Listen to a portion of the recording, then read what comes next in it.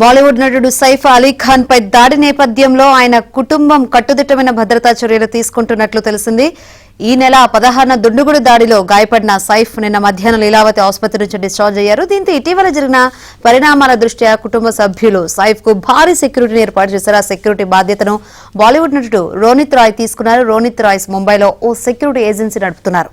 తాము ప్రస్తుతం సైఫ్ తోనే ఉన్నామని, ఆయన ఆరోగ్యం మెరుగుపడిందని రోనిత్ రాయ్ తెలిపారు. ఈ నెల 16న తెల్లవారుజామున సైఫ్ ఇంట్లోకి ఓ వ్యక్తి చొరబడి చోరీకి ప్రయత్నించాడు. అతన్ని అడ్డుకునేందుకు సైఫ్ ప్రయత్నించగా 6 చోట్ల కత్తి గాయాలయ్యాయి. వెన్నుముకకు తీవ్ర గాయం కావడంతో సర్జరీ చేశారు. వారం పాటు బెడ్ రెస్ట్ సూచిస్తూ వైద్యులు డిశ్చార్జ్ చేశారు. ఇన్ఫెక్షన్ చేరకుండా ఉండేందుకు కొంతకాలం బయట వ్యక్తులకు దూరంగా ఉండాలని డాక్టర్లు సూచించారు. కాగా నిందితుడు మహమ్మద్ షరీఫుల్ ఇస్లాం షెహజాద్ ప్రస్తుతం పోలీసుల కస్టడీలో ఉన్నాడు.